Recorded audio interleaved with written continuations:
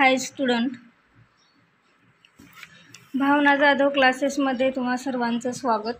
चॅनेलवर नवीन असाल तर चॅनेलला सबस्क्राईब करा, व्हिडिओला लाईक करा आणि तुमच्या मित्रमैत्रिणींना व्हिडिओ शेअर करा।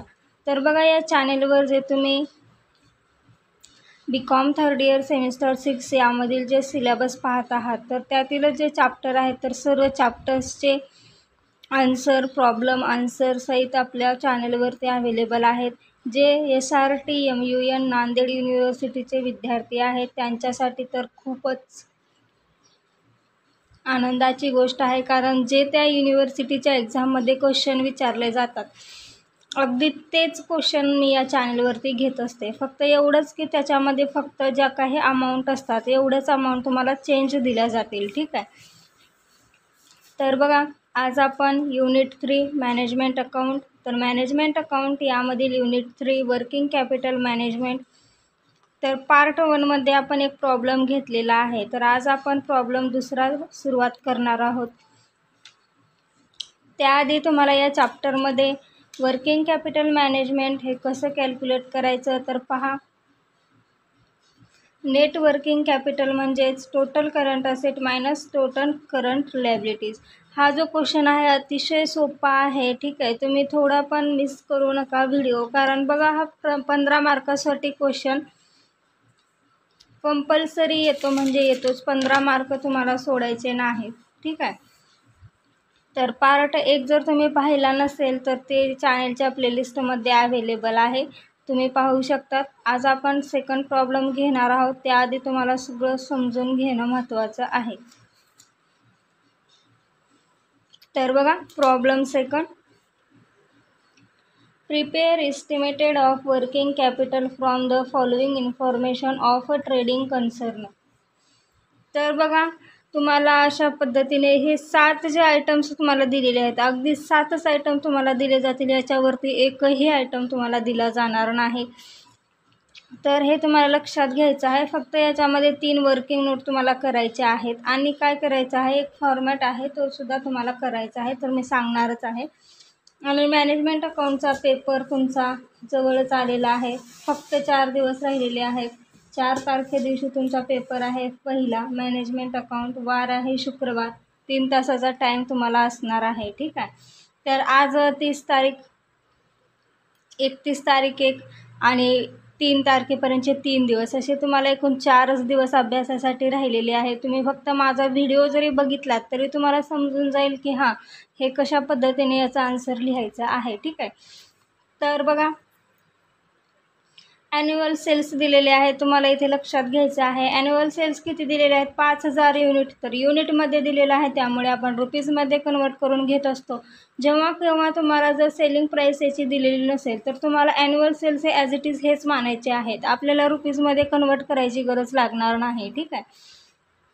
परंतु या प्रॉब्लेममध्ये काय सांगितलेलं आहे, annual sales 5000 unit, selling price दिलेली आहे 8 पर युनिट, म्हणजेच काय, तर या प्रॉब्लेममध्ये युनिट्स दिलेले आहेत ते आपल्याला रुपीजमध्ये कन्वर्ट करायचे आहेत। तर आपली वर्किंग नोट 1 होणार आहे।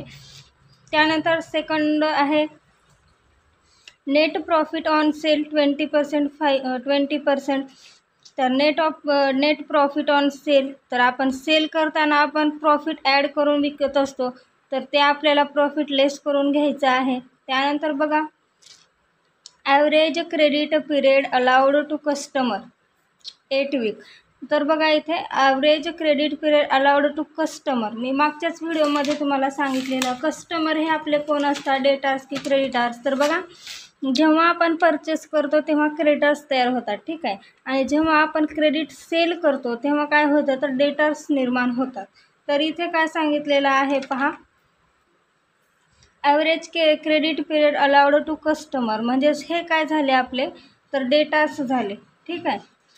8 वीक डेटार्स दिलेले आहे, तर डेटार्स ही काय आहे, आपली करंट असेट आहे। त्यानंतर बघा, average credit period allowed to supply, credit period आहे सप्लायरला, तर हा काय झाला, तर क्रेडिटार्स झाले। त्यानंतर बघा, average stock holding in term of sale, तर आता तुम्हाला इथे जास्त कन्फ्यूज होण्याची गरज नाही। बघा, इथे स्टॉक दिले म्हणजे हा ऑलरेडी क्लोजिंग स्टॉक दिलेला असणार आहे।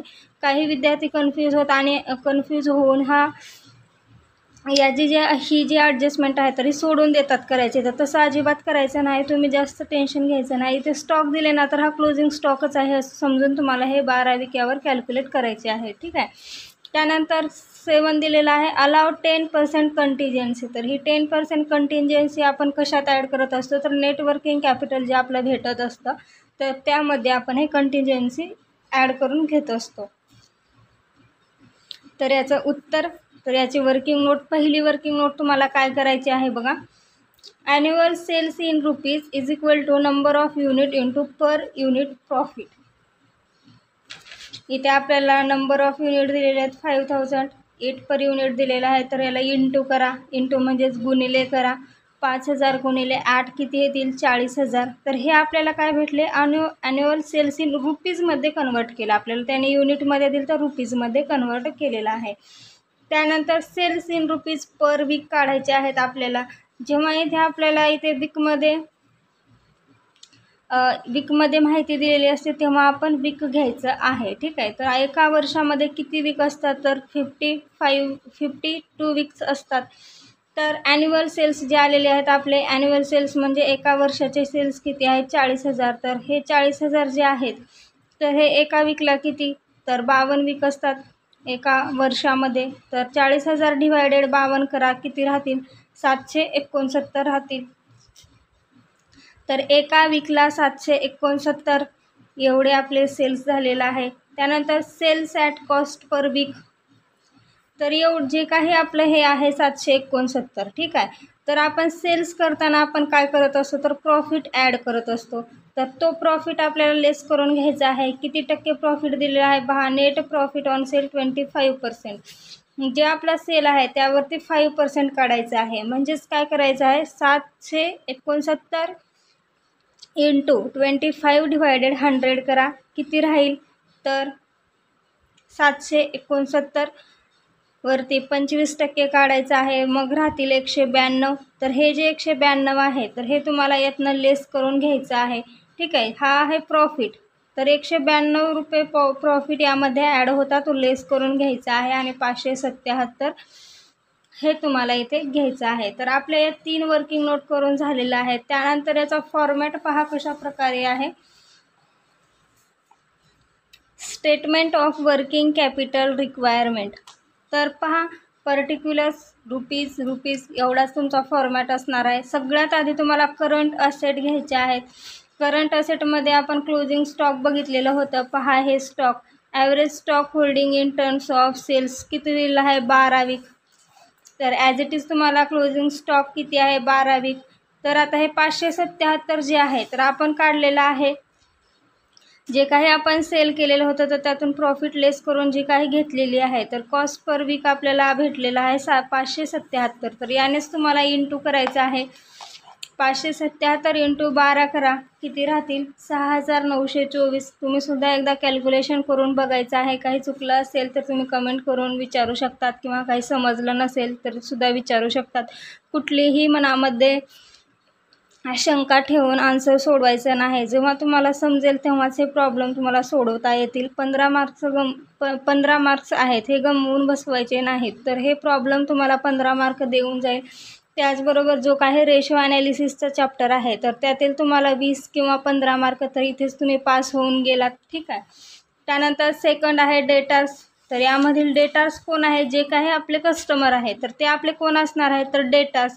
तर डेटार्सला आपण काय करत असतो, तर बघा आपण सेल करत असताना कुठलीही वस्तूमध्ये आपण जी, आता बघा ही पेन आहे तर ही पेन जर आपण 5 रुपयाला विकत घेतली तर विकत असताना आपण ही पेन 5लाच विकतो का, तर नाही. यामध्ये आपण प्रॉफिट ॲड करत असतो. ठीक आहे. तर 2 रुपये प्रॉफिट, तर ही पेन कितीची झाली 7 रुपयाची. तर अशा पद्धतीने जेव्हा आपण कस्टमरला क्रेडिट पिरियडवरती काही देत असतो तर त्यामध्ये आपला इन्क्लूड काय असतं, तर प्रॉफिट असतो.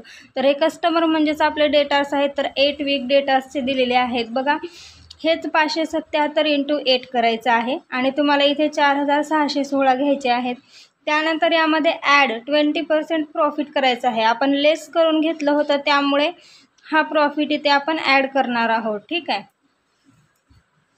तर 20% हे कशावर काढायचे आहे, तर हे 4616 जे आहे तर यावरतीच 25% करा, राहतील किती 1154. त्यानंतर तुम्हाला हे दोन्ही याची ॲड करून घ्यायची आहे, आउटरला राहतील 5770. त्यानंतर टोटल ए करा, म्हणजेच करंट असेटची टोटल करा, हे क्लोजिंग स्टॉक आणि ह्या डेटार्सची किती राहतील तर 12694. इथंपर्यंत समजलं. त्यानंतर नेक्स्ट पहा करंट लायबिलिटीज. करंट लायबिलिटीजमध्ये काय काय आहे तर बघा क्रेडिटार्स आहेत, दुसरं काही दिलेलं आहे का तर नाही. तर हे बघा वर्किंग नोट कॅल्क्युलेट करत असताना ही घेतलं आपण, हे घेतलं. त्यानंतर कस्टमर म्हणजेच कोण तर आपले डेटर्स आहेत, हे सुद्धा घेतलं. त्यानंतर ही ॲडजस्टमेंट राहिली आपली, ही सुद्धा झालेली आहे, ही आणि ही राहिलेली आहे. तर बघा average credit period allowed to supplied, तर हे आपले क्रेडिटार्स आहेत 4 वीक. तर क्रेडिटार्स घ्या 4 वीक, 577 × 4 करा, 2308 राहतील. त्यानंतर टोटल बी करा 2308.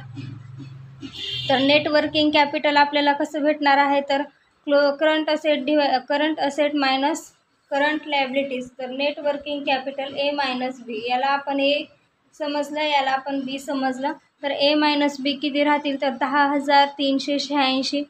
त्यानंतर शेवटला आपल्याला अलाउड 10% कंटिंजन्सी दिलेली आहे, तर यामध्ये ॲड करायची आहे 10% कंटिंजन्सी. तर आता लक्षात घ्या, हे 10% कशावर कॅल्क्युलेट करायचे, तर हे जे काही आपलं नेट वर्किंग कॅपिटल आलेलं आहे 10386, तर यावरतीच तुम्हाला 10% काढायचं आहे. येतील तुमचे 10% 1039. तर हे तुम्हाला यामध्ये ॲड करायचं आहे. तर तुम्हाला भेटणार आहे वर्किंग रिक्वायर्ड कॅपिटल किती भेटेल तर 11425. तर अशा पद्धतीने तुम्हाला वर्किंग कॅपिटल मॅनेजमेंट यामधील प्रॉब्लेम हे सोडवायचे आहेत. अतिशय सोपे प्रॉब्लेम आहेत. ठीक आहे, जर काही समजलं नसेल तर कमेंट करा. त्याचबरोबर आपण 1 ते 5 जे काही चॅप्टर आहेत तुमचे, तर पूर्ण चॅप्टरचे 2 ते 3 प्रॉब्लेम घेतलेले आहेत, फक्त या चॅप्टरचे राहिलेले होते.